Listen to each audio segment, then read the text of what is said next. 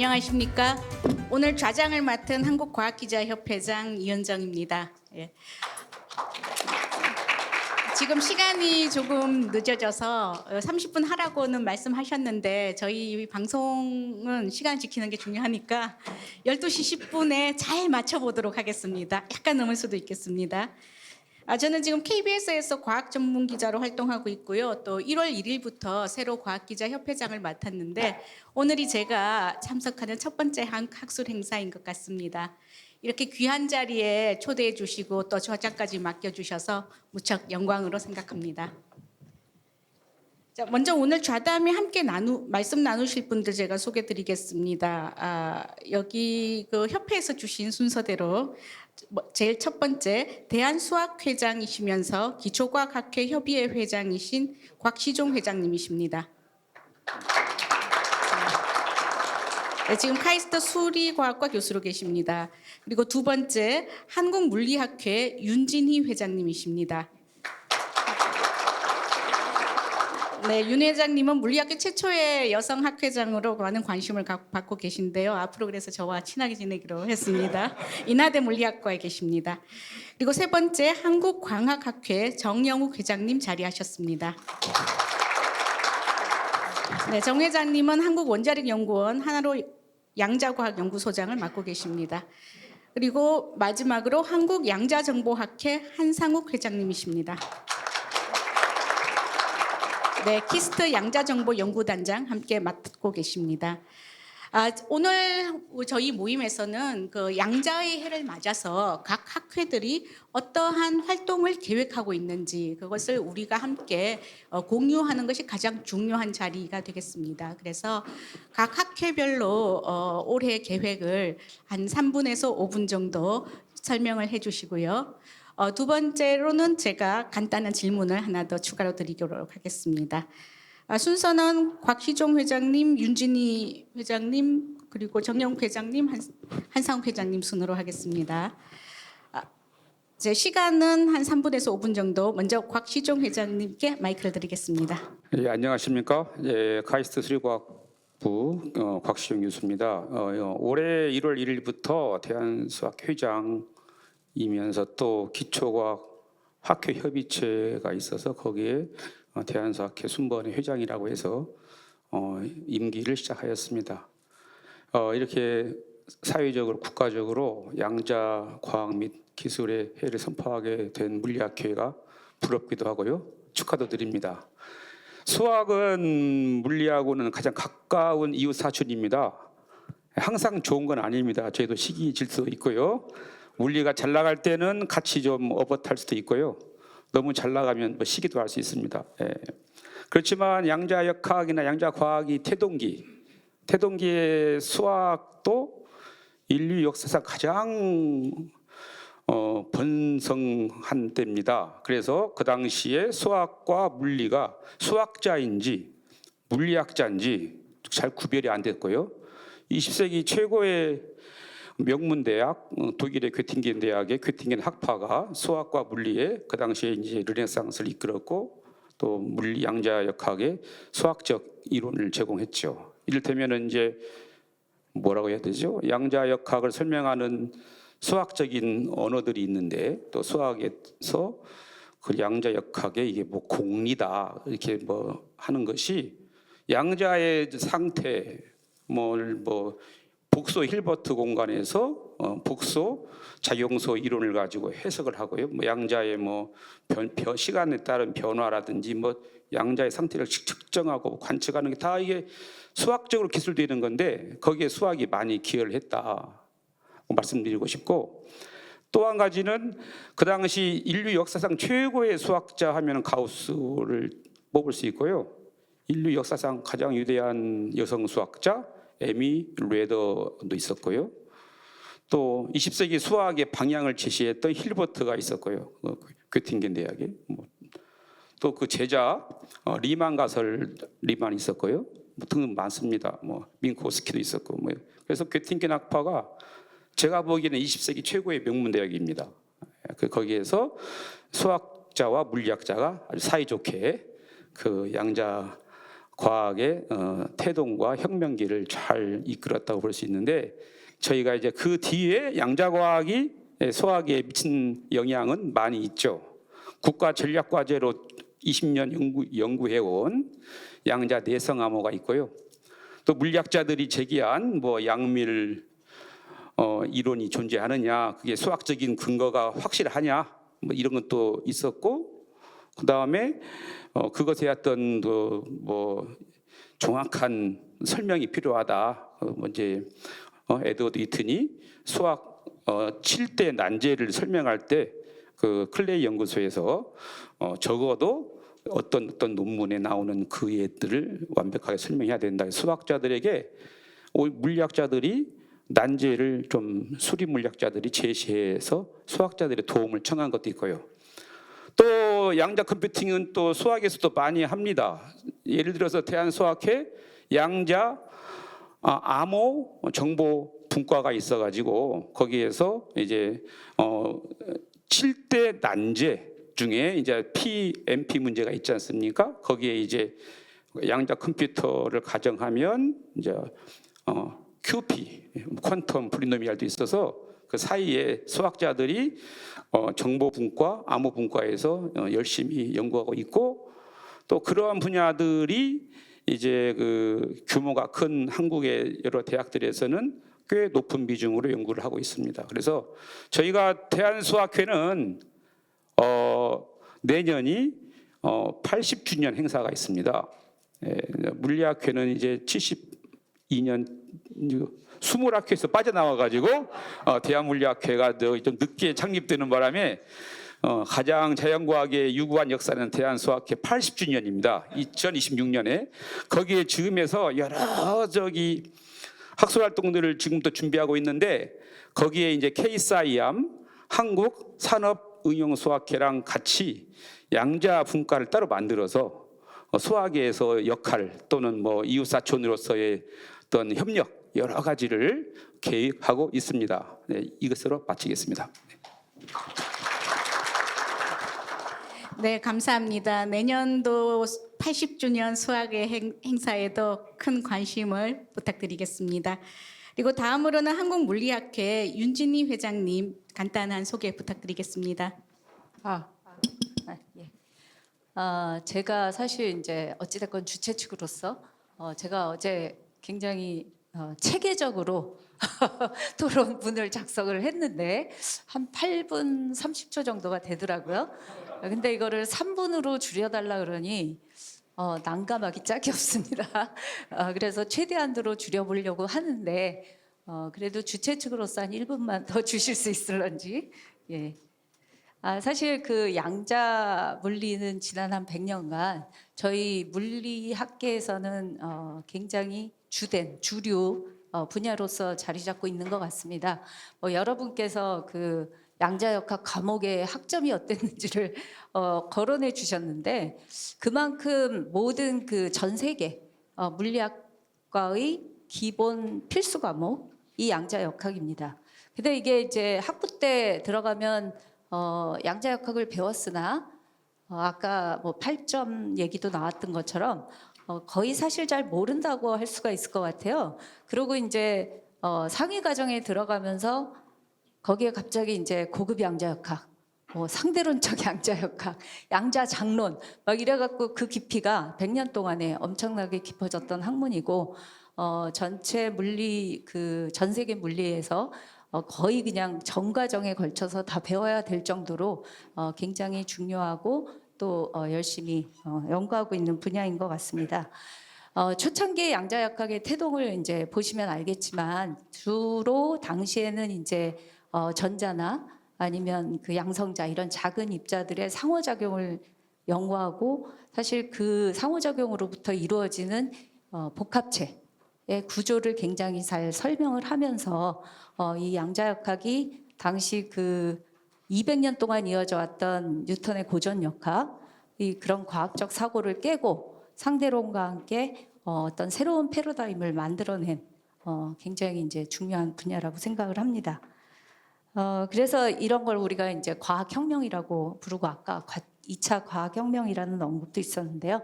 그냥 간단하게 저희가 그 예를 보면 40년 후반쯤에 저희가 트랜지스터로 또 이제 노벨상도 뭐 나오기는 했지만 트랜지스터의 그 개발로 저희 그 요즘 뭐 사용하고 있는 모든 전자제품, 그다음 전자 설비들에 뭐 들어가 이게 필수 불가결한 그 요소인 것 같습니다.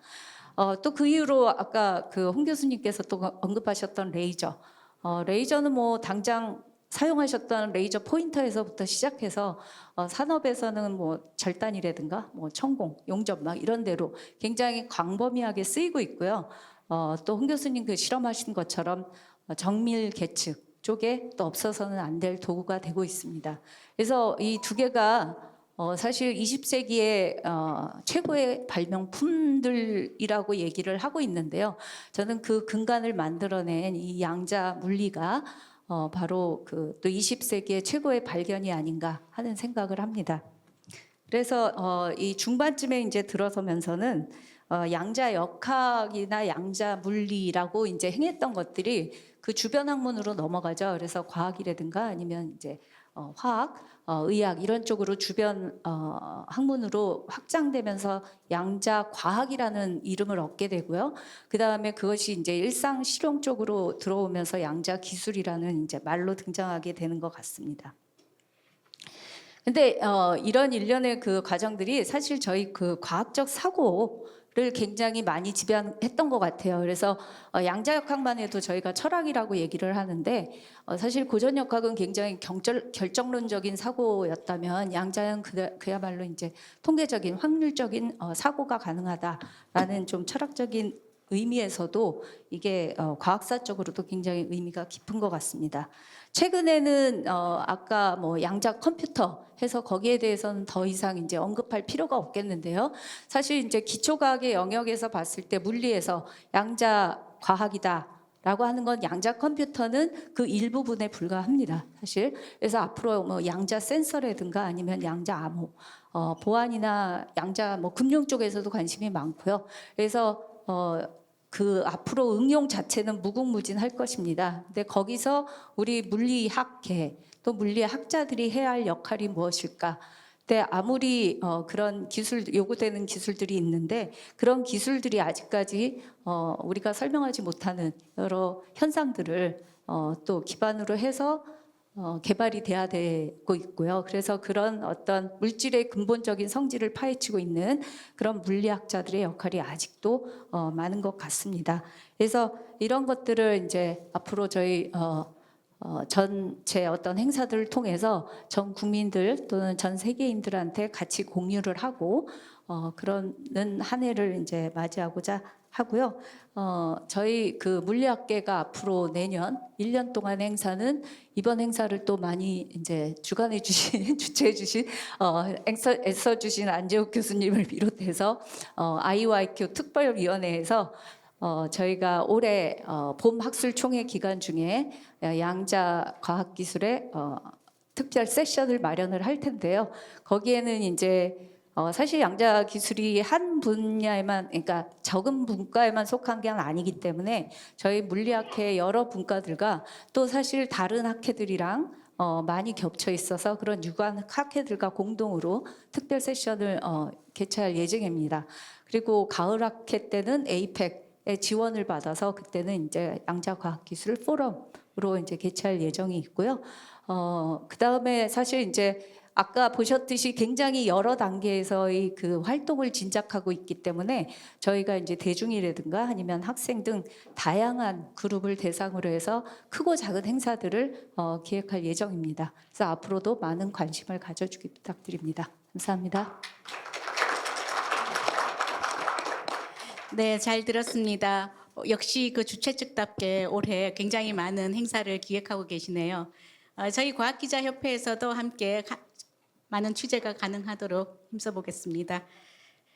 그리고 다음은 한국광학회 정영욱 회장님 말씀 듣도록 하겠습니다. 네, 고맙습니다. 오늘 제가 운이 좋게도 오늘 홍 교수님께서 왜 한국광학회가 양자과학에 필요한지를 인트로를 너무 잘해 주셔가지고요. 제가 아마 드릴 말씀 많이 줄일 수 있게 된 것 같습니다.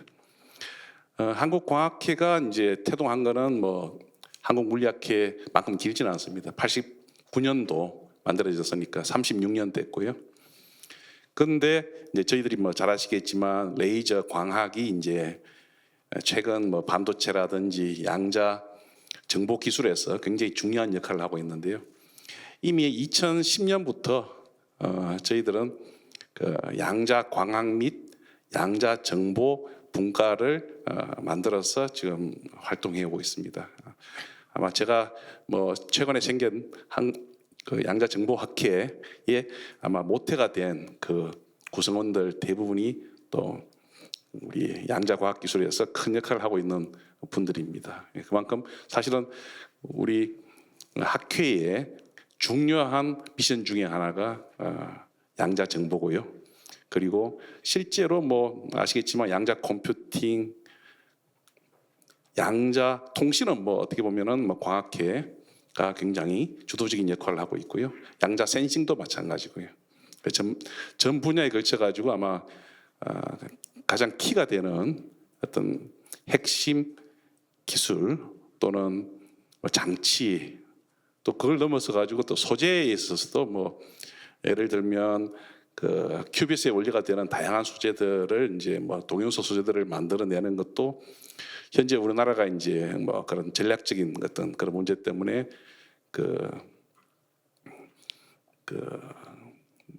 이제 우라늄을 생산할 수 있는 그런 이름 뭐죠? 돌려서 우라늄 농축하는 그런 기술들은 우리가 접근할 수 없지만 레이저를 이용하는 동영서 농축 기술은 저희들이 가지고 있습니다. 뭐 그런 것들을 이용하면 양자 컴퓨팅의 핵심 큐비시에 관련되는 그런 소재들을 고순도 동영서 소재들을 생산하는 기술이 또 우리 광학회에서 가능한 기술들입니다. 그래서 전반적으로 아마 많은 어떤 연관성 그다음에 많은 실제로 지금 현재도 많은 분들이 지금 활동하고 계시고 뭐 교육이라든지 이세 뭐 후진들 양성을 하고 있고요. 뭐 저희들은 또 뭐 양자 정보학회를 통해서 또 역할을 하고 있고 또 한 가지는 이제 오늘과 같은 세계 빛의 해 행사가 이제 유네스코 주관으로 처음 시작한 게 2015년입니다. 그때 기억하실지 모르겠지만 뭐 전 세계 레이저를 어떻게 해가지고 뭐 쏘고 하면서 그런 행사를 했던 뭐 그런 일인데요. 그게 이제 발전해가지고 2018년부터는 세계 빛의 날 행사를 하고 있습니다. 5월 16일 날 1960년 그 마인만이 레이저를 처음 발전시켰던 그날을 기념해가지고 세계 빛의 날 행사를 5월 16일 날 매년 열고 있거든요. 그 행사를 한국광학회에서는 이제 계속 기념하고 있고 또 특히 올해는 이제 그 제주도에서 학생들을 대상으로 여러 가지 이제 그 본인들이 과학에 관련된 뭐 영상이라든지 이런 쇼츠를 출품하게 해서 이제 과학에 대한 빛에 대한 그런 관심을 끌어올리는 그런 행사를 기획하고 있고요. 그 빛의 날 행사에서 저희들이 주로 대중의 관심과 같이 가기 위해서 또 많이 했던 게 또 양자 과학기술입니다. 김상욱 교수님도 뭐 초청한 적도 있고요. 그래서 저희들은 뭐 학회, 학술, 그 다음에 행사, 일반 대중 행사 포함해 가지고 열심히 양자 과학에 관해서는 저희들이 앞으로도 큰 역할을 계속 지속하겠습니다. 네, 감사합니다. 네, 잘 들었습니다. 역시 한국광학회에서 빛을 바탕으로 굉장한 에너지를 뿜어내고 있으신 것 같습니다. 그 마지막인데요. 제일 기대되는 학회네요. 한국양자정보학회 한상욱 회장님 계획 들어보겠습니다. 근데 한 회장님이 제 2대 회장이신 거죠? 네. 12시 10분까지잖아요. 딱 1분에서 2분 남은 것 같습니다. 아까 굉장히 유구한 역사를 자랑해 주셨는데 저희는 2025년이 4년 됐습니다. 4년째 된 신생학회고요.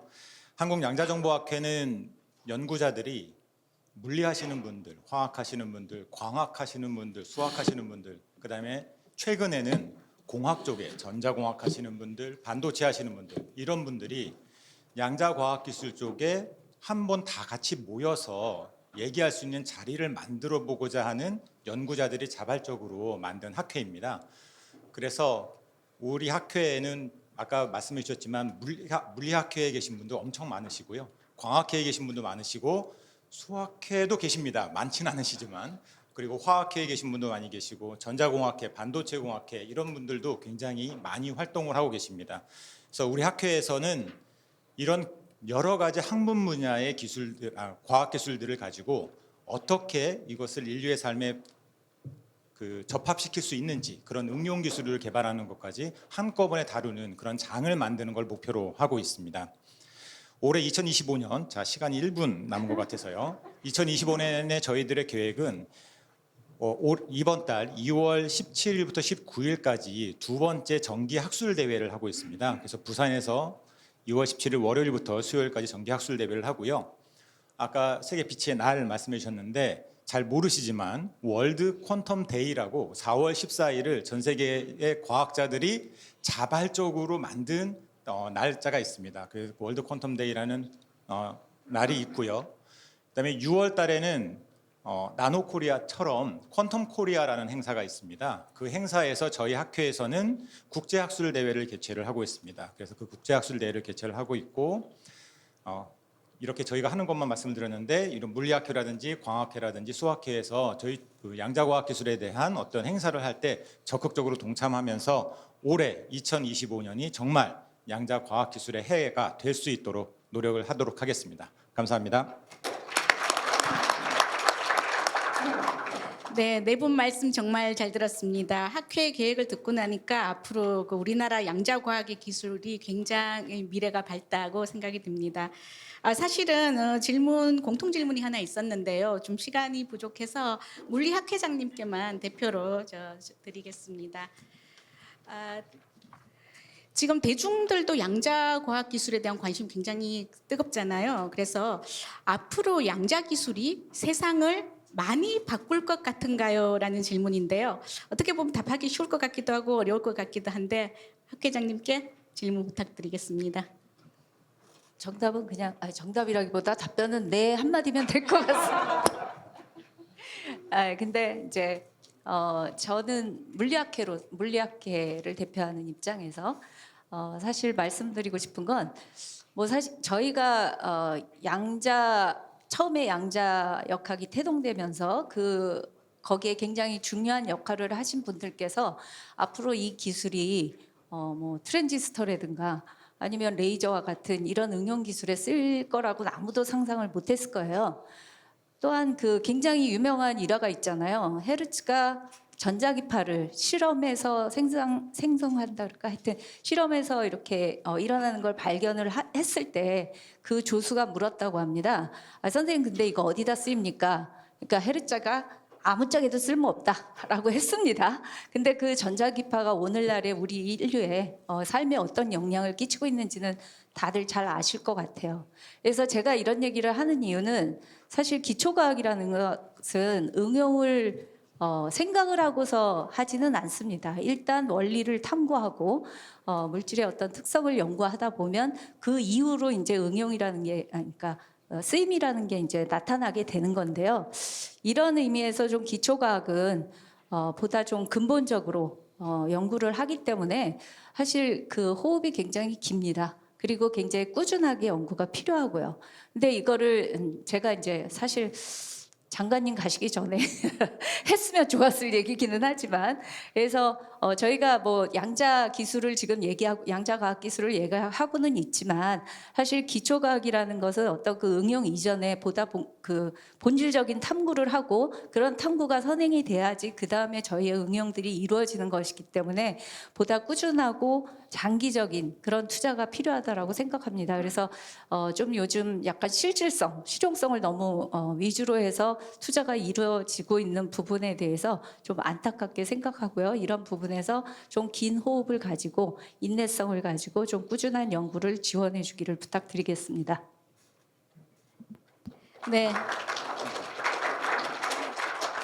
네, 말씀 잘 들었습니다. 오늘 저도 선포식을 보면서 양자과학 기술의 중요성을 다시 한번 새기게 됐는데요.